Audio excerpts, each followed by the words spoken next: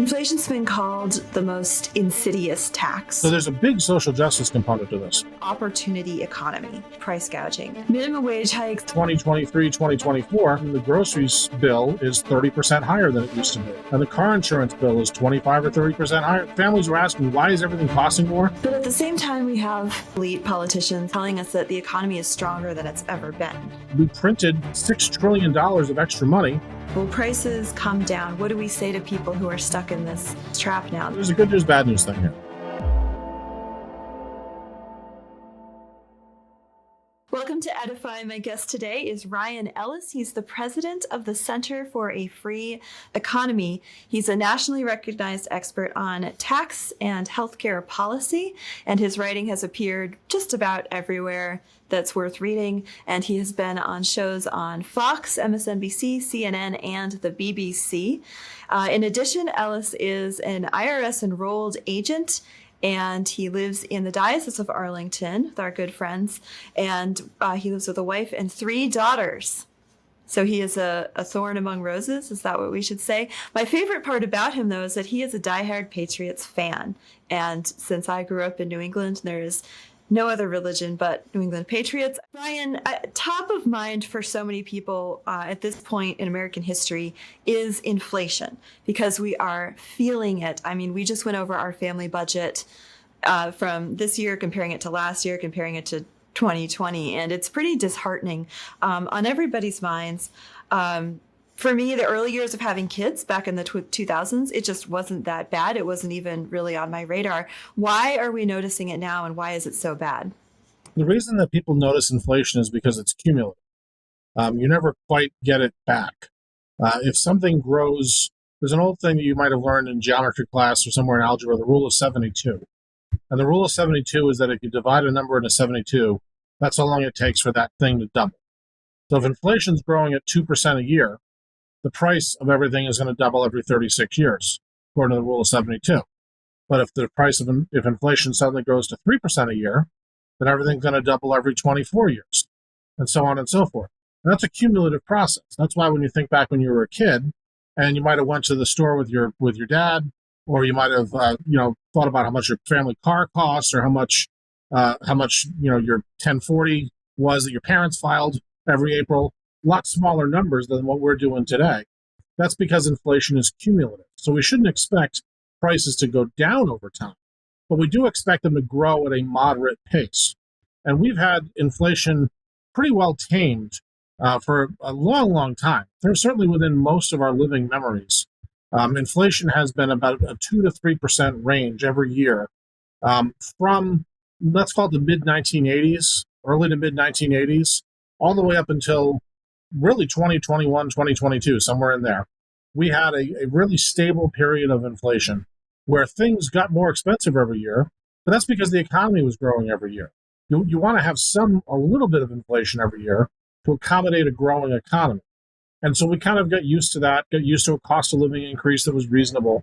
And then all of a sudden, back in 2021 or 2022, we saw this spike in inflation where it was growing instead of 2% a year, which was our expectation. It was growing at more like 8% or 9% a year. And that became cumulative, right? So now you get into a 2023, 2024, and all of a sudden the groceries bill is 30% higher than it used to be. And the car insurance bill is 25 or 30% higher than it used to be. That's because we have this one-time spike in inflation that it was going to happen over time, but it happened much, much faster because inflation sped up in those few years. Right. But at the same time, we have some progressive elite politicians who shall remain nameless telling us that the economy is stronger than it's ever been. So why is it so hard for American families to make ends meet or to put money away and to save right now if things are so great? Well, this comes back to what causes inflation. And when you ask different people, they're all going to have different explanations as to what causes inflation. The government causes inflation. And how does the government cause inflation? It does so in a very specific way. The last time people had to seriously think about inflation was the 1970s, where we had about 10 years of a huge inflation bout. And what came out of that period was we had Milton Friedman, who was the best economist probably to come out of the 1970s, actually did a series of TV specials for PBS at the end of the 1970s, where he looked at this very question: what causes inflation? And what he determined was it was the government printing too much money. It's the Federal Reserve and the government printing too much money. And that's where we got the very famous couple of expressions. One is inflation is too much money chasing too few goods or services. That might be something that people have heard. The other thing people might have heard is that inflation is always and everywhere a monetary phenomenon. So what all that means is that there's too much money for the economy to handle.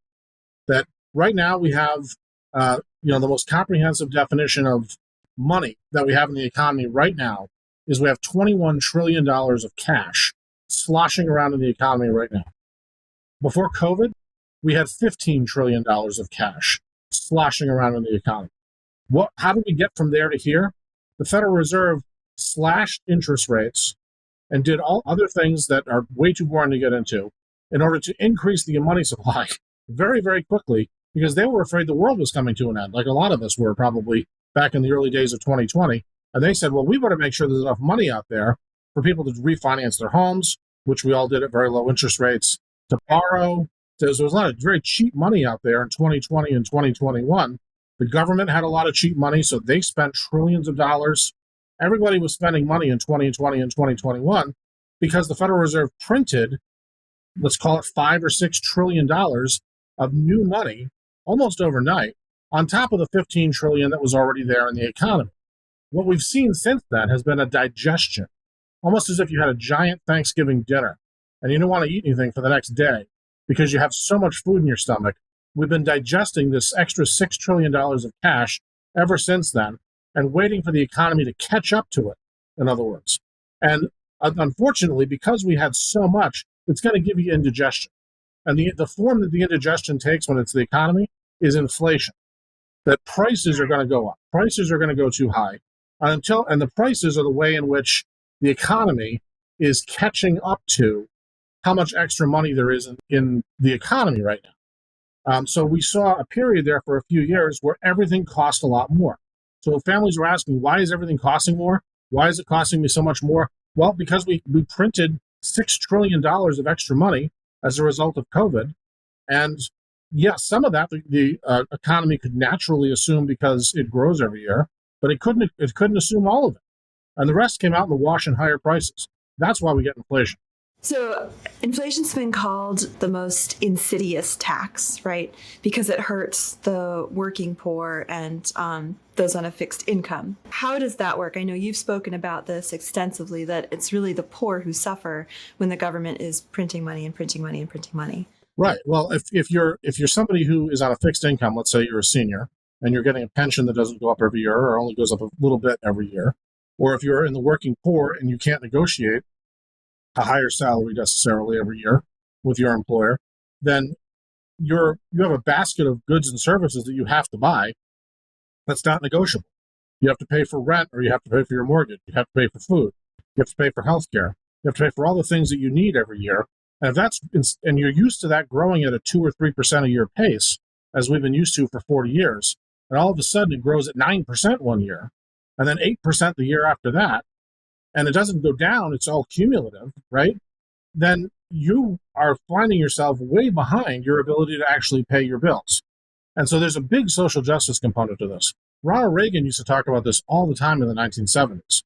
When he was running in 1976 for president, and then later on when he was running in 1980 for president, he talked about it largely in the context of seniors on a fixed income, how it punished savers, how it punished people who were doing the right thing by trying to put money in the bank, and how the real value of their savings would erode. Those are all things that then became resonant 40 years later when we had this bout of hyperinflation. The people that were least able to absorb that hyper bout of inflation, but people that were well off and were savvy about this, did what I did what, I'm a financial advisor, basically. I took my own advice and I gave this advice to others. I borrowed to the hilt in 2020 and 2021 for cheap, got all this money from borrowing, and then you know what I did with it? I put it in the bank during inflation and got high interest rates on the money that I just borrowed. And I made money off the spread. You know who can do that? Rich people. Rich people can do that. Smart, rich people who know what they're doing with money. You know who can't do that? The working poor, seniors, people who don't have extra money because they're struggling and raising families. That's who high inflation hurt. And that's why it's the most pernicious thing we have. Looking ahead, do you see any hope? Like, will prices come down? What do we say to people who are stuck in this in this trap now, this tax on their lives, right? That's inflation. Will prices come down again? Or are we just looking at, okay, this is the new normal, and we can only hope that it gets back to a 2%, 3% increase annually? Well, there's a good news, bad news thing here. The bad news, I'll start with the bad news, and then we'll go to the good Okay, news. give it to me. I'm ready. The bad news is, as I said from the beginning, inflation is cumulative.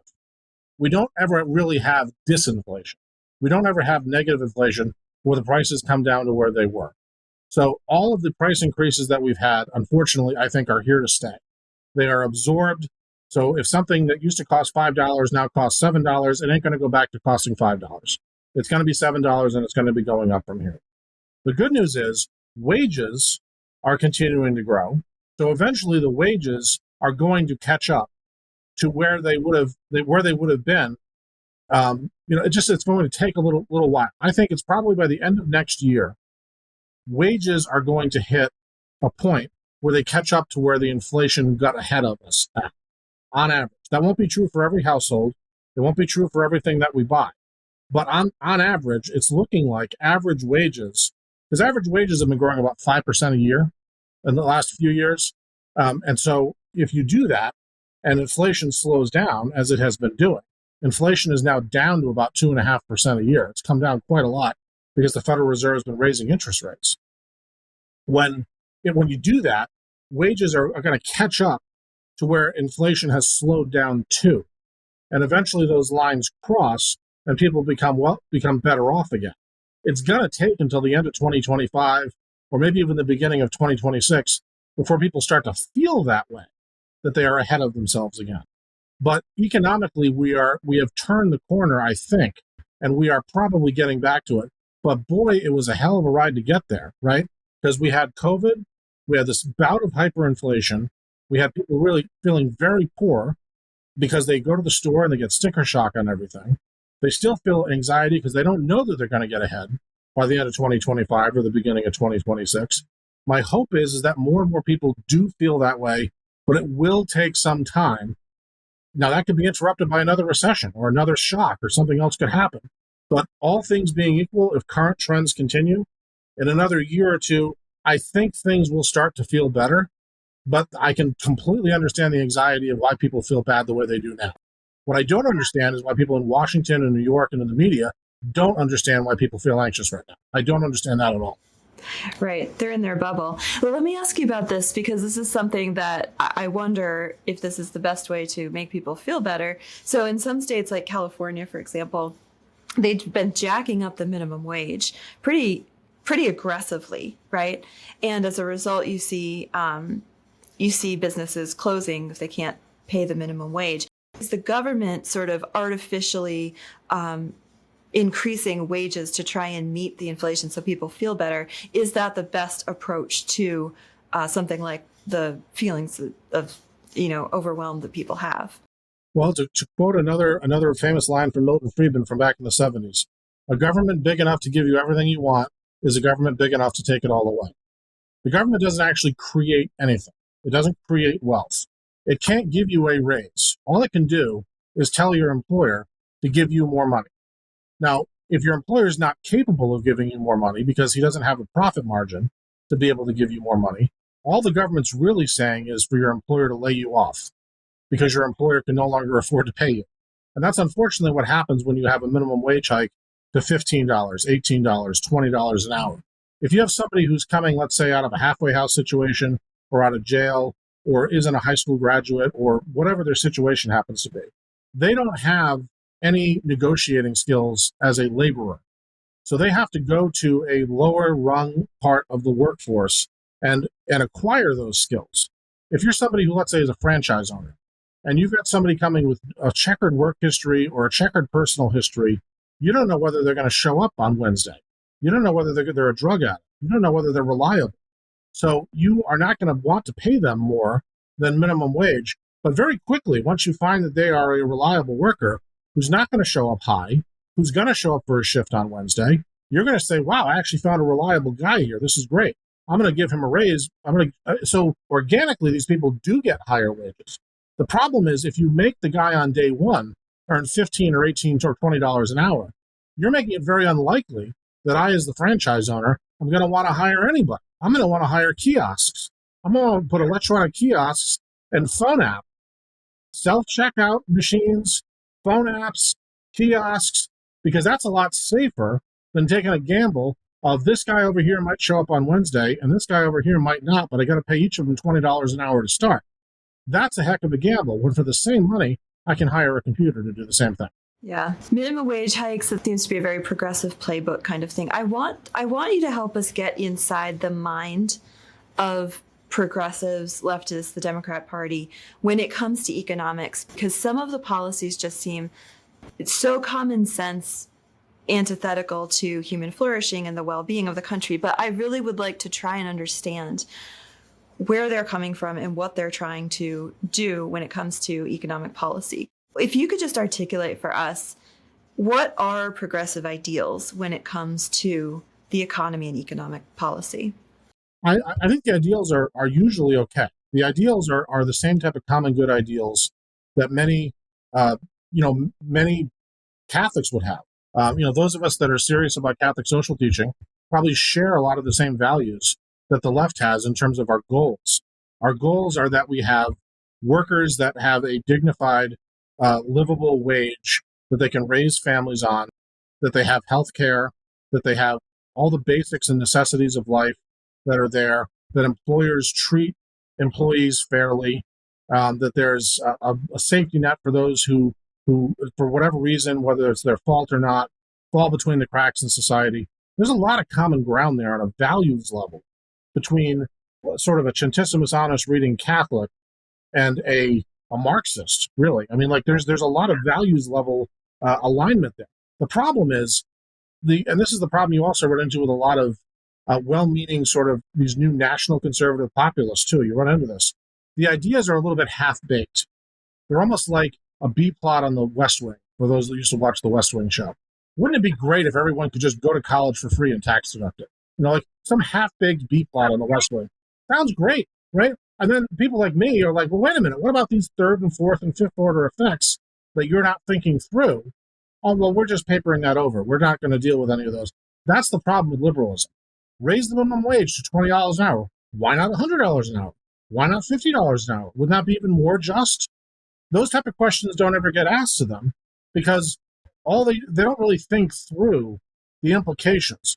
And so if the danger on the Republican side is being a little, probably too business minded and a little too Protestant work ethic Max Weber over here, the danger on the Democrat side, on the liberal side, is they're too West Wing beat plot. They don't think through it very well. Kind of the same problem a lot of our national conservative populist friends have. They don't really think through the second and third order effects of their actions. They're trying to help people, but in so doing, they end up actually hurting them unintentionally. A good example of that from the sort of national conservative, just last night, President Trump came out with an idea of a 10% cap on credit card interest rates. Something you might expect to hear from the left, you might expect to hear from a national conservative. Sounds like a great idea. Guess what? Only rich people would qualify for credit cards after that, because the credit card companies would not be able to afford to give any credit cards to anyone except for the richest, least risky, highest credit score people. And so access to credit would be cut off for most of the country. And so for most people that actually need access to short-term credit, where are they going to go? Payroll lenders, short-term check cashers who are going to charge a 50% interest rate? Well, if you get rid of them, then where are they going to go? Tony Soprano and the mafia and loan sharks on the street is where they're going to go. So there's good intention that people have of, it's horrible. People are paying 25% credit card rates. They should only pay a 10% rate. You end up at the end of the line of that with Tony Soprano. And that's not where people wanted to start, but that's where they end up.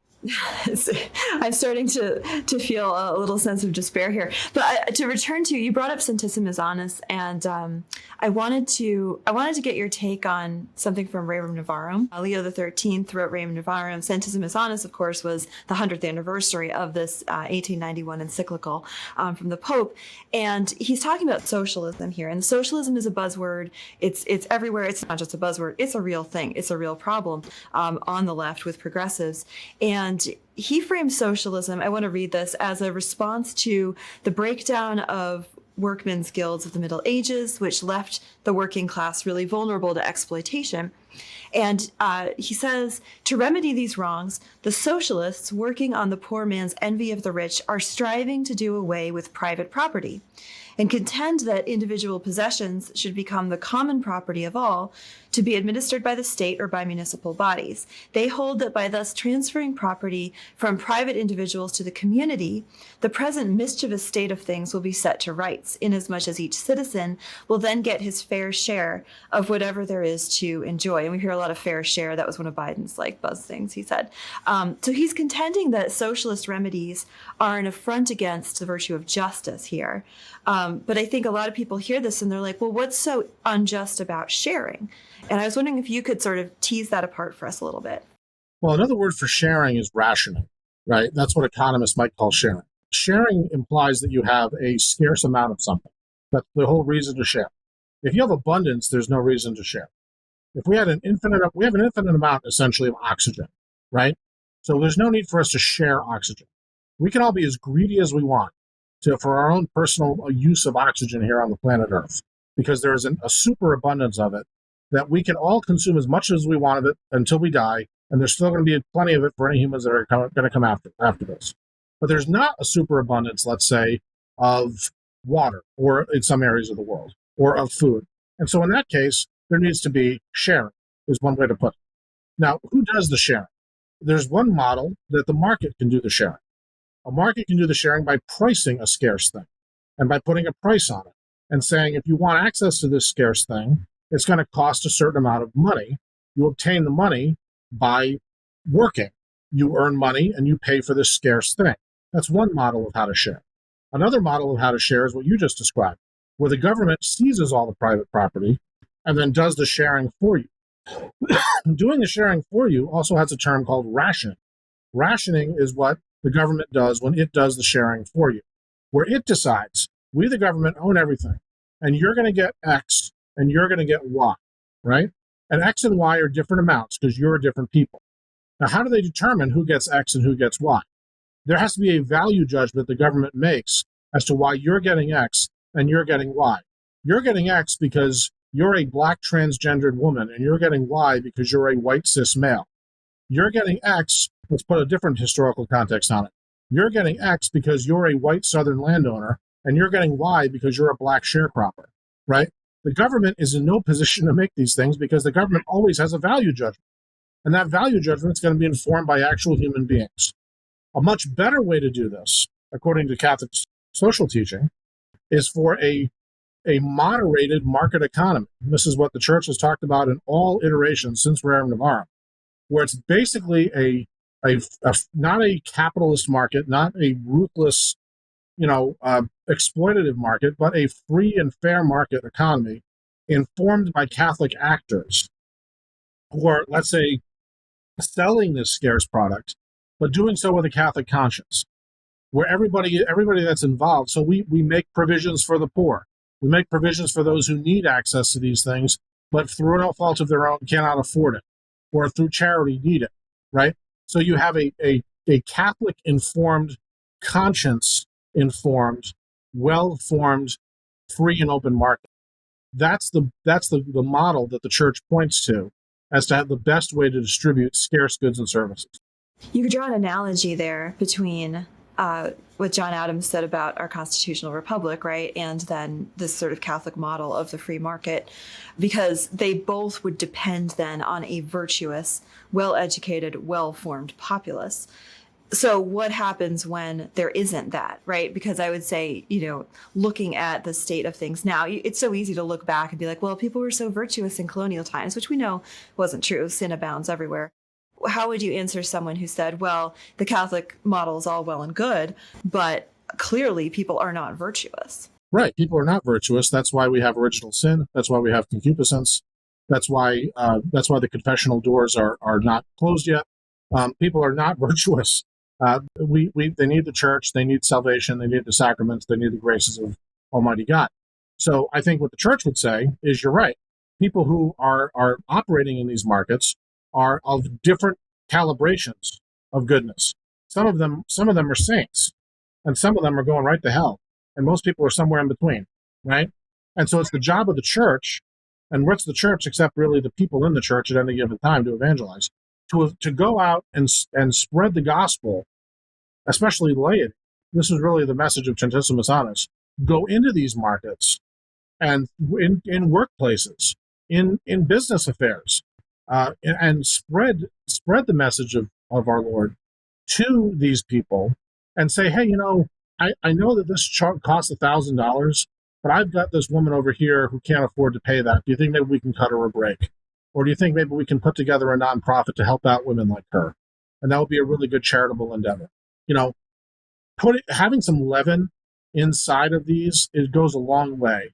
And most people will respond to the better angels of their nature when they're evangelized in a Catholic way. And that sounds like kind of a neoconish 1995 way of doing it, but I think there is a lot of truth to it. That's not exactly that's not the cool way to do it anymore. The cool way to do it is we're gonna establish a Catholic monarchy, and we're gonna have a Catholic national conservatism that's gonna, Blessed Karl's the Austro-Hungarian Empire is gonna take over, and the Holy Roman Empire, and we're gonna be Twitter lords, and it'll be great. I know that's the cool way to do it. I do think there was a lot of wisdom in sort of the JP2-ish, sense of go to your workplace, go to your families, go to your parish, go to your social communities, go to your golf club, go to your chamber of commerce, talk to your boss, talk to your coworkers, and subtly, it almost sounds really Opus Dei-ish, but it's kind of true here. Like, it's fine, I'm a trad, I'm not an Opus Dei guy, but they're not wrong about everything. Like, bring the message of our Lord into the workplace, into what you do every day, kind of thing. And I think that's a really good message. And I think it's the answer to your question of what happens when you encounter an open and free market, which is less than virtual. Well, it's the principle of subsidiarity, right? That like first you want these things to be addressed at the level closest to the person instead of like delegating everything to, you hear this a lot from Catholics, like, why doesn't the church do something? And I'm like, well, you are the church, so why don't you do something? Yeah, you are the church. I mean, this is because there's a danger in that question of clericalism. The danger, because when people ask that question, sometimes they're asking, why doesn't the bishop do something? Why doesn't the Pope do something? Why doesn't Cardinal whoever? You see this in politics all the time, right? This is But when really it's your job. It's your job to do a lot of that. And so, there's a lot of that. There's a lot of wisdom to approaching it that way. And the other side of the danger on that, though, and I think this is where the sort of national conservative or populist type Catholics do have a point, is you could just throw up your hands and say, well, nothing to be done. We tried our best. There is a role for government as a final backstop. I think that's also clear from Catholic social teaching, that as a final backstop, at the end of the day, there is a preferential option for the poor. And if markets have completely failed to provide for the basic needs of the family and of the poor, and this is and they are completely heart hardened to the message of the gospel of using the abundance of the market in order to help provide for people, then the government is a legitimate recourse for Catholics to turn to say, well, I'm sorry, taxes, spending, regulation, those things are unfortunate, but at the end of the day, we have to take care of families here. I just wish that more younger Catholics would view that as a last recourse rather than the first thing that they're looking at. So touching on the family there too, I just want to return to Leo for a minute. So Leo XIII, he's also talking about socialism and connecting it to the destruction of the family, which I find a really interesting point of contact between sort of the sphere of economics and then the sphere of life and family cultural values, that I don't think a lot of people see that connection a lot. But he talks about how the socialist economic approach will destroy the sanctity of the home and the structure of the family. Could you talk about that connection a little bit? How does a socialist approach to economics end up destroying the nuclear family and the home? Well, you just look at history for that. The history of socialism since Raymond of Arm, it was very prophetic because it anticipated the 20th century manifestations of socialism that happened in Nazi Germany, that happened in Soviet Russia, that happened in China and in certain countries in the Far East. And what they found was they had the young men drafted for military service, ripped apart from their families. They had families torn apart for re-education camps. You had daughters aborted because there were one-child family policies. You had the people in the family viewed as merely economic actors, people whose jobs it was to simply work for the economy and work for the state. Their ability to do free exercise of religion impeded. Their ability to get together with other families and form creative, collective minorities impeded. Communities was impeded. So I think he saw that the basic organic way that families interact with each other and interact with other families was going to be torn apart if because private ownership wouldn't stop with goods and services. When the state says it wants to own private ownership of goods and services, it also means private ownership of the people. It owns the families too. It owns the persons in the families. I will draft you, 17-year-old son, for my army. I will draft you, 17-year-old daughter, to this re-education camp because we think you think the wrong way, or because we want you to have a certain amount of babies, Handmaid's Tale style, or I will draft you, dad, over here because I want you to work over in this area, and we don't care if it means you have to miss mass with your family because you're going to be working, and we're going to control what your working hours are. That's what I think he was getting at as far as socialism destroying the basic element and cohesion of the family. Right, and it all came true, like you said. It was so prophetic. I think Rod Dreher, in his Live Not by Lies, he goes into that quite a bit, talking about how the families were literally just scheduled apart. So another buzzword I'd love to get your take on right now in the American political sphere that I think it speaks to, it's sort of, you were saying how we share a lot of the same values as progressive politicians in a way, and this sounds good on face value. So the Democratic ticket is talking a lot about opportunity economy. Can you tell me what that means, and how? Maybe there is no answer to this, but what do they mean by that, and how are they planning to achieve an opportunity economy? Well, it's hard to pin down, especially what Vice President Harris means by much of anything, because her policy platform is all about how she grew up middle class and her family had a yard, and therefore we should trust her because of her values, and that she should exude joy, and that she's for an opportunity society. And no one's quite sure what any of that means, because I'm not sure how you have an opportunity society when tax rates are higher than they've been at any time in 50 years. So is your opportunity society to start a small business? Because that wouldn't be very easy to do. Is it to make money for your family? Like, what type of opportunity are we talking about? Is it an opportunity to get a job? Well, how are you supposed to get a job that pays well and that does well for your family and allows you to buy a home if tax rates are so high that the economy is underperforming and goes in and out of recession all the time? How is it an opportunity society if the government is spending so much money and the Federal Reserve is printing so much money that inflation is making things more expensive for people to buy? I'm not quite seeing the connection as to how this is, but to them, they think that if the government does enough programs and does it with enough value inputs, this is an input-output problem. They think if the government has enough programs with enough of the correct value inputs, we have a Department of Education. Therefore, we care about education, and the Republicans don't. And that's as far as it goes. That's as far as the thinking goes on their side. And the Republicans take a look at the outputs, and they say, yeah, but the kids coming out can't read, they can't do math, they can't do this, they can't do that. So your Department of Education sucks. And the minute we say that, they say, well, you're against education. No, you're against education. Look at the results. And they say, no, you're against education because you don't like the Department of Education. And so we're talking past each other because they talk about input values and we talk about output results. And so when they talk about something like an opportunity society, that's an input value. It could mean virtually anything, but it's almost guaranteed to mean that it's going to be output bad, because what they actually want to do, we know, is going to have an output that's not great. So let's take a few of those proposals that we do know of so far. So something that came up a lot this summer was the idea of price gouging, and that we are inflicted by these greedy corporations who are so greedy. They somehow turned greedy in 2020. So one of them was that, gas stations. Joe Biden was all about how these gas stations are charging too much for gasoline, so they need to bring down their prices.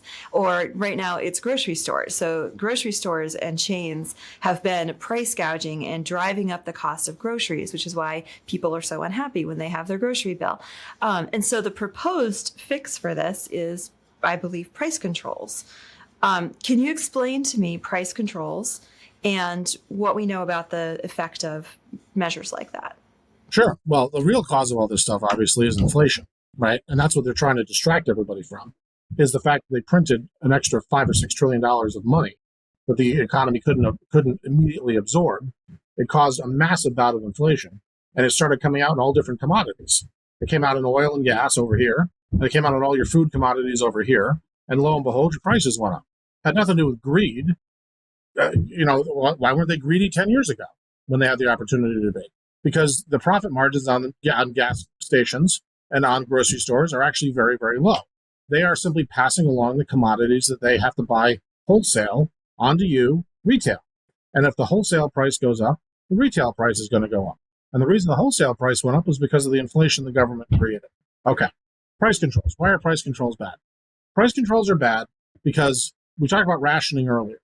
So if the government says that bananas can only cost 25 cents a banana when you go to the store.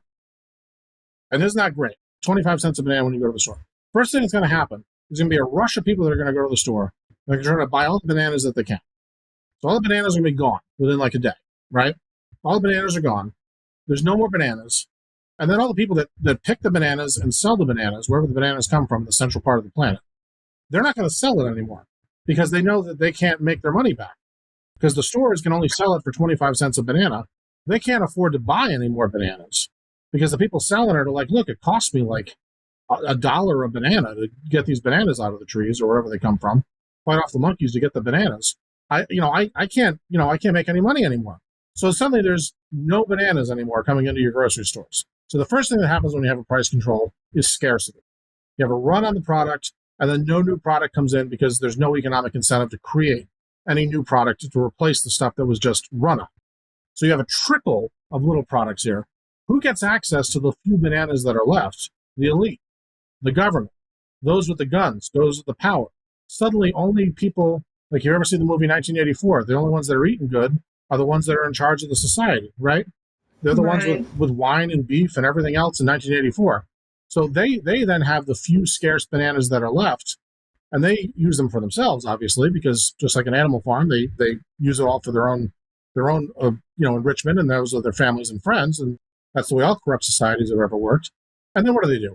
They dole it out, they ration it, and they say, you get a banana because we like your type of person, and you don't get a banana because we don't get your type of person. So suddenly, at the end of the day, you went from a situation where you might not have liked to pay 75 cents a banana because you thought it was too much, but at least you could buy it at the store, to now you can't buy your 25-cent bananas anymore because they're gone. And the only way you're going to get bananas is maybe off of the black market where you're paying $5 a banana, or you have to go and know the right person in the government, and maybe he gets you a banana for $3 a banana. So either way, it's not a great situation. The best way to get your bananas is to have a free market, free of government interference, relatively free of government interference, that lets the system work, that lets everybody pick the bananas, sell the bananas. Everyone wants it to work. The people picking them want to sell them. The people selling them want to sell them to you. You want to eat them. Everybody wants this to work. And so free markets, in fact, do work.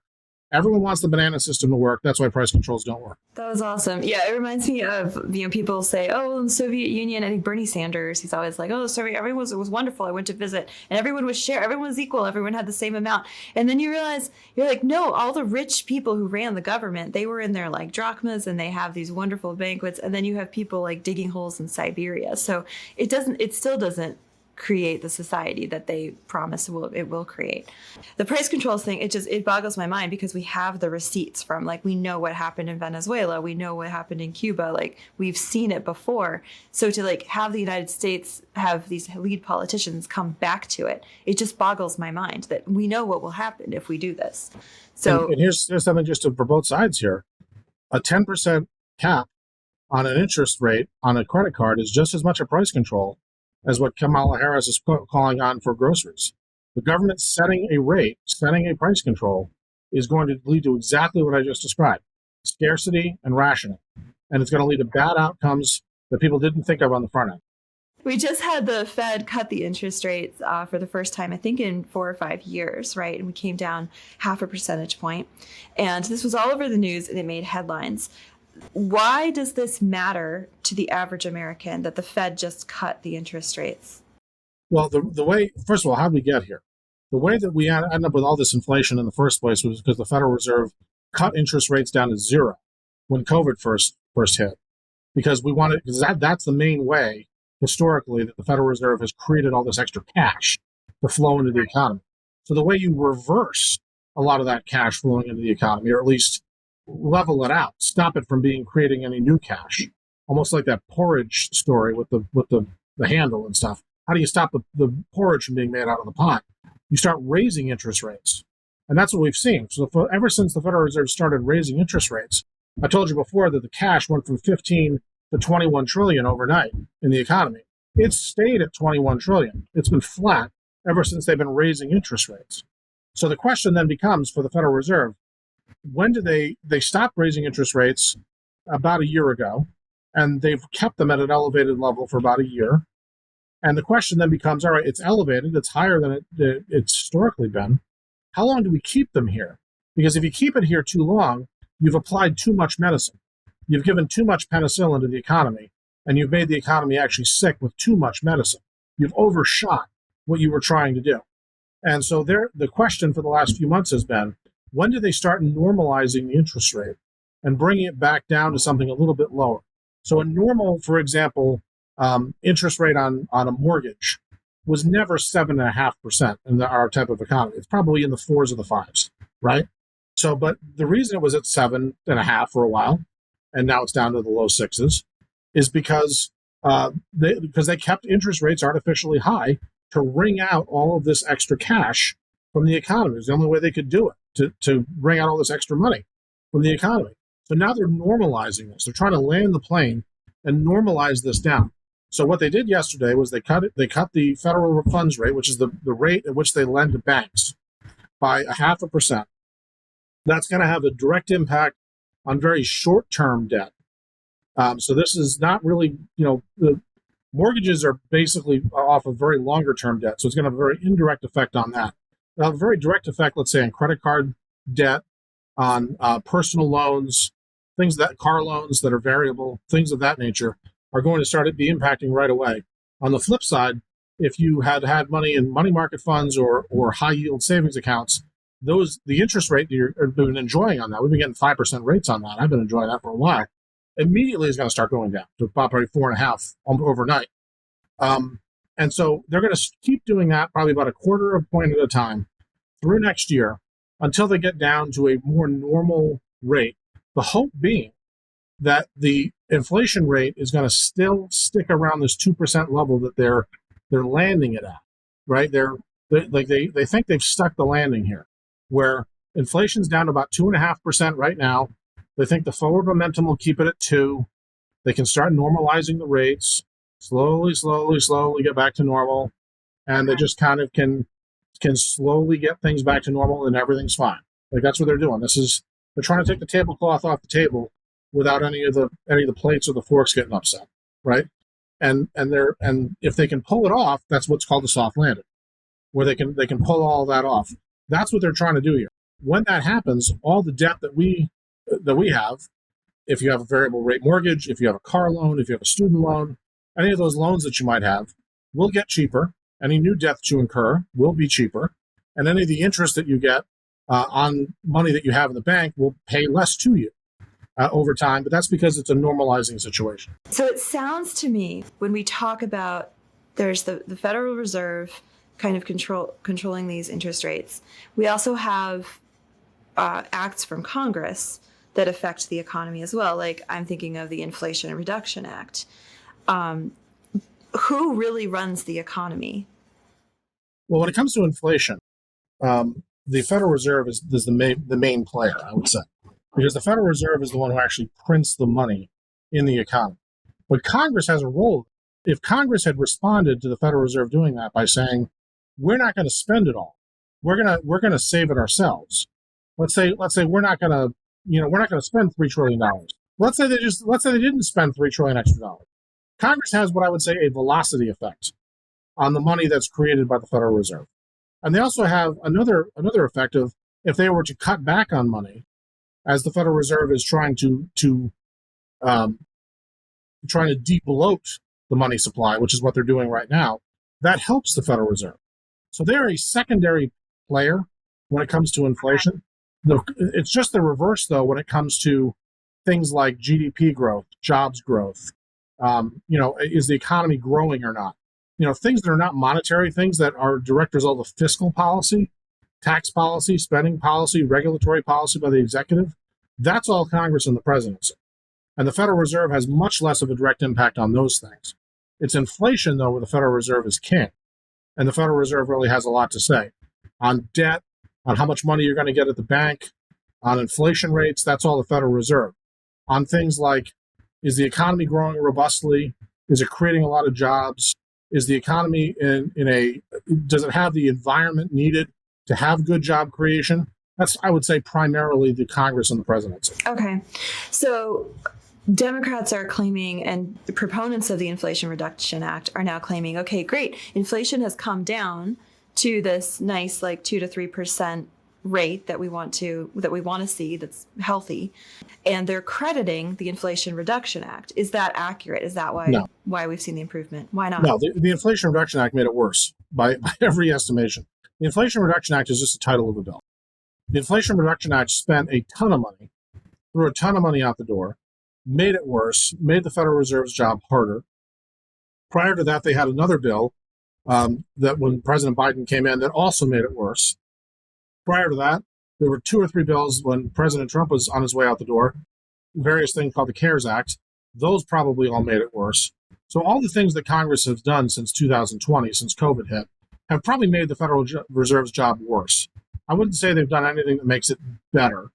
There might be a few isolated things in each bill that you could point to that says, okay, that probably made it better, or this probably made it better. But aggregately, if you're looking on the whole, they made the Federal Reserve's job worse because they took all this extra $6 trillion that the Federal Reserve printed overnight and took like you go to an NBA game and they shoot the T-shirts out of the gun into the crowd, and that's what they ended up doing with all the money, just pouring it out to everybody. And it didn't just sit there; it was being poured out to everybody, and we all spent it, and it velocitized. I don't know if that's a word, but it gave velocity to all the money that the Federal Reserve was creating. That's what Congress did. That was the problem, and it made the inflation problem. It made a bad inflation problem worse. The Federal Reserve probably also waited about 6 months too long to start raising interest rates again in 2022 because they wanted to be absolutely sure that we were recovered from COVID, and they probably waited a little too long. That's probably why they started cutting interest rates now. They didn't want to wait too long a second time. They wanted to kind of get it early this time. I'm a little nervous. I got to be honest with you. I wanted to see the whites of their eyes on inflation. I wanted to get under 2% before they started cutting. They're at 2.5%, right? I'm a little nervous. There's a few of us that are like, yeah, no. I would have waited till early next year before they started doing this. But that's why they're doing what they're doing now. Congress made the job harder. Congress made the job worse. Yeah, I love a little Bunker Hill reference there. That's a little American history reference, kind of pulls me back into reality. I wanted to ask you, this is a pet peeve of mine, electric vehicles. Can we just talk about electric vehicle mandates for a little bit here? So there's been this in California, I believe, by 2030. In 2030, combustible engines, selling new ones will be illegal, manufacturing illegal. Can you talk to me about mandates like this? So forcing this new product into consumers, like this is all consumers are allowed to consume now as electric vehicles to save the world or something. How is that going to affect the economy in terms of like the auto workers, in terms of consumers of vehicles? We're such a car dependent society, right? That it seems so dangerous to be messing with this particular component of our lives.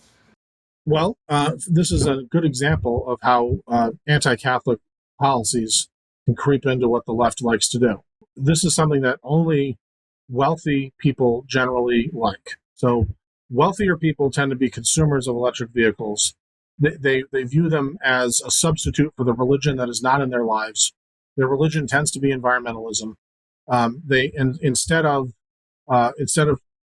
praying the rosary or doing corporate works of mercy, they plug their electric vehicle in and they feel good about themselves.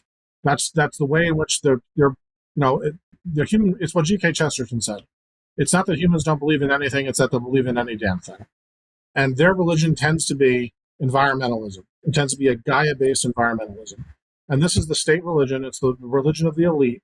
And they want to impose this religion, much like the Tudors did in England in the 16th century. They want to impose this religion on the rest of us. And they don't care about the fact that working families can't afford to buy these electric vehicles and would much rather prefer to have normal cars. They don't care about the jobs that are impacted by this, both directly in the auto industry and indirectly in the jobs that support the auto industry. They don't care about the fact that there's single moms that are waitresses that don't care a whit about any of this and just want to get to their job and try to earn a meager amount for their family so that they can get by and pay their bills for the next month. They don't care.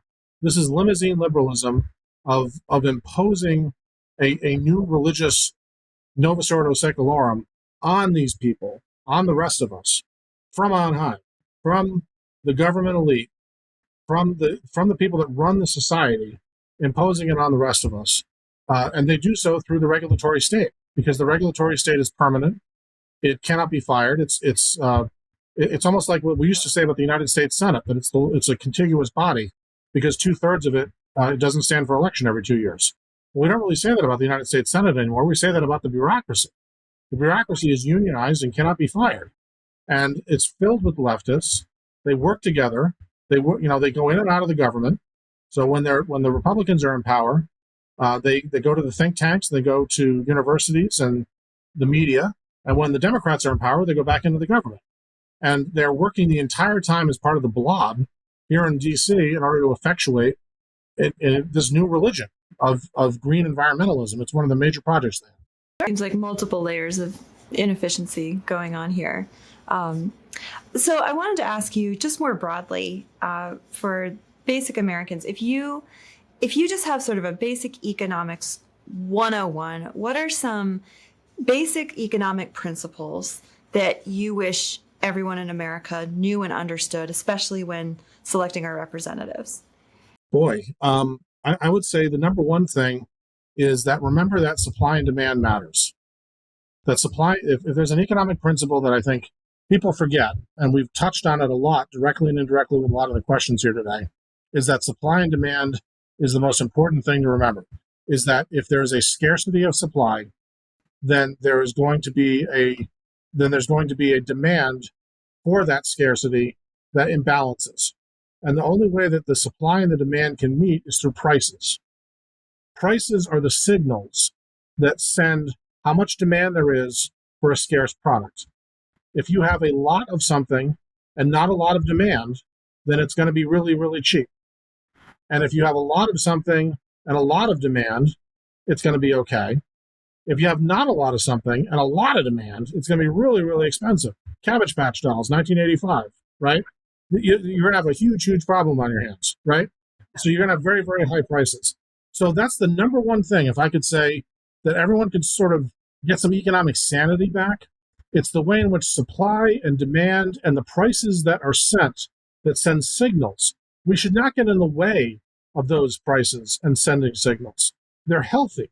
They tell us that when we go out to the store, and that if something costs more than it did before, that should tell us that maybe there's a lot more demand for that product than there used to be, or maybe there's less supply for that product than there used to be, or maybe a little of both. That's sending us a signal.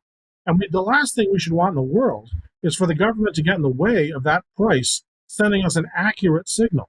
Because that accurate signal is what allows us to make good choices for our families. So an economic system of supply and demand and prices is the most valuable thing that we have, because it's tools as consumers that we have to be able to accurately live our lives and provide for our families. So if I had one economic thing I wish everybody kept front of mind, it would probably be that. All right, supply and demand. So I was wondering, a little bird told me to ask you this. Do you have a beer analogy for supply and demand? Oh yes, this was a lot of fun. A couple of years ago, a Center for a Free Economy did an event at a DC area bar called 25-cent Beer Night. And what we did was it sounds great, right? And we put the word out on Capitol Hill. This bar's on the House side, and we put the word out on Capitol Hill. Hey, starting at 6 p.m., as long as supplies last, we will have 25-cent pints of beer. And so we did, and we had a film crew there, and we were pouring 25-cent beers. As you could imagine, the place was absolutely packed with young House staffers. And we interviewed them and asked them what they thought about it and all that. And then at about a little after 7 o'clock, I had to make the announcement to the bar that 25-cent beer night was over, because all of our supply of beer that we had allocated for 25-cent beer night, which normally would have been plenty for the entire evening for that day of the week, was all completely exhausted, because we were giving it away at 25 cents a pint instead of 10 times that or 20 times that, whatever it would normally be for that time of the evening. And so people were like, oh, that's horrible, it's horrible, horrible. And so it was a good opportunity to show the market dynamics in real time of what happens when you give away a product for below, the price signal was interrupted, right? So the price was sending an artificially low signal. It was sending a signal of either too much supply or not enough demand. So when all the demand came in and there wasn't enough supply to meet that demand, that low price signal was sending an inaccurate message. What should have happened was, if that price was allowed to float, all those people coming in, the price should have started to rise throughout the course of the evening.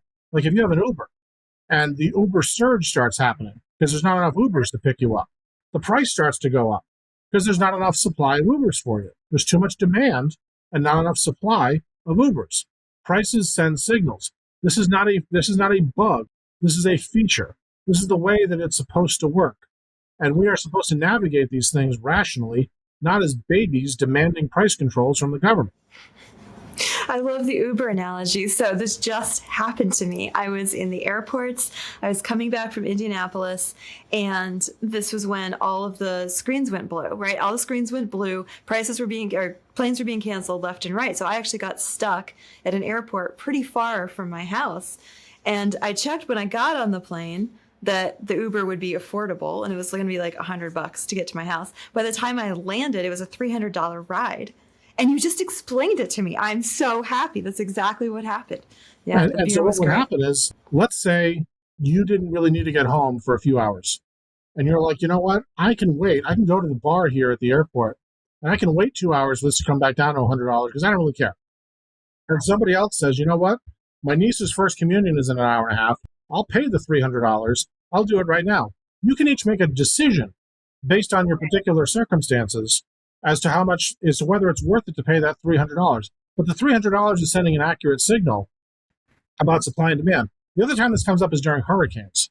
So there's all these anti-surge things like, oh, it's unconscionable that this convenience store is charging this much for water after a hurricane. You often hear that a lot. No, it's not.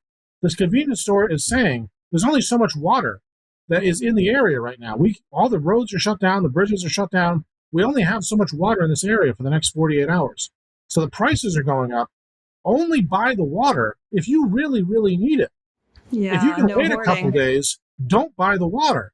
And the only way that the convenience store can send that price in real time is through a price, or send that message in real time, is through a price. So if the water costs $20 a bottle, it's not because the convenience store is being mean. It's because the supply is sending a message to the demand. Brilliant. What are some resources that people can go to learn more about economics? Like if this has piqued their interest, they're like, wait, I could actually understand this if I worked at this. What are some, do you have books you recommend or people you follow yourself? Well, Your the own first Twitter thing is I would great. say is, as a disclaimer, I'm not even Yeah. an economist. I'm just a tax nerd who just picks this stuff up. All right. So the first thing, but I would say the thing that really helped me as a non-economist. So I don't want any of the economists that are seeing this to get mad at me. As a non-economist, the thing that really helped me, there's a book by Henry Hazlitt. So it's an older book now called Economics in One Lesson. And it's a great book that's been out for 70, 80 years, but it's a little tiny book done in plain English. And it's famous because it has something called the broken glass theorem in there. And once you read the broken glass theorem, you'll never believe in government make work projects ever again, once you read it. So that's the first thing I would suggest to people. Secondly, on taxes, because I got to get this in every time whenever somebody asks about taxes.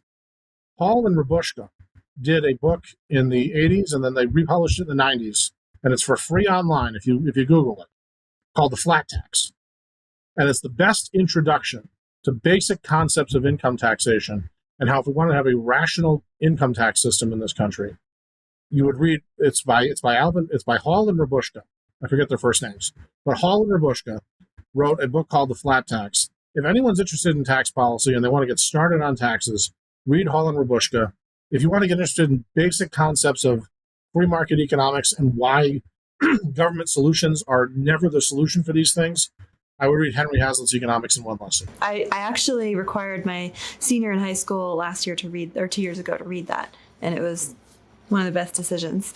Anyway, so I also had a few kind of, Catholic Vote staff. They're all young people. They're trying to start their lives, start their families in the world. So we had a few questions for you as a little personal finance advice here for the Catholic Vote staff, for the Edify staff. So everyone wants the American dream, own a house, right? Own a house, little backyard, raise your kids there, maybe pass it on to the family or sell it for your retirement plan.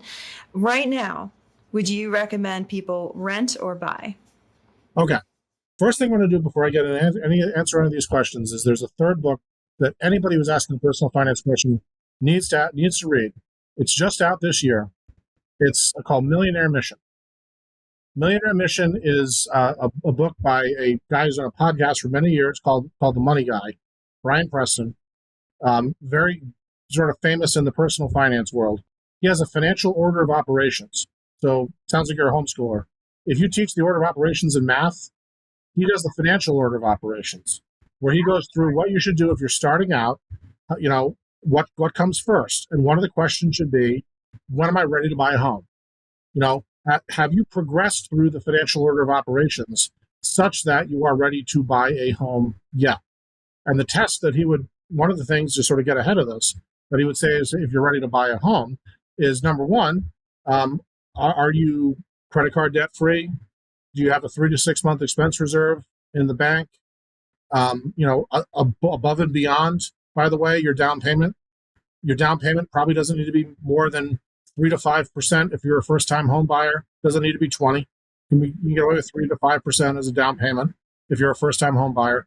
But the big thing is you want to make sure that your total cost of that home after you buy it, which is known as the PITI, P-I-T-I, principal, interest, taxes, and insurance, P-I-T-I, you don't want it to be any more than about 30% of your gross income.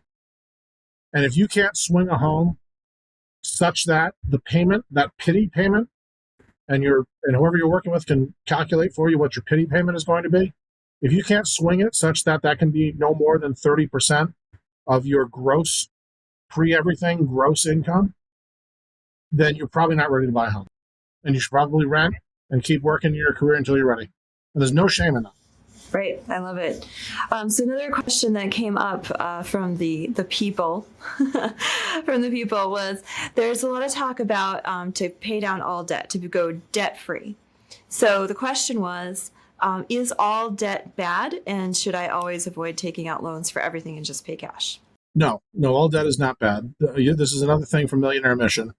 There's two sets of thoughts in this. There's the other guy from Georgia, Tennessee, whose name escapes me right now, who's very, very popular.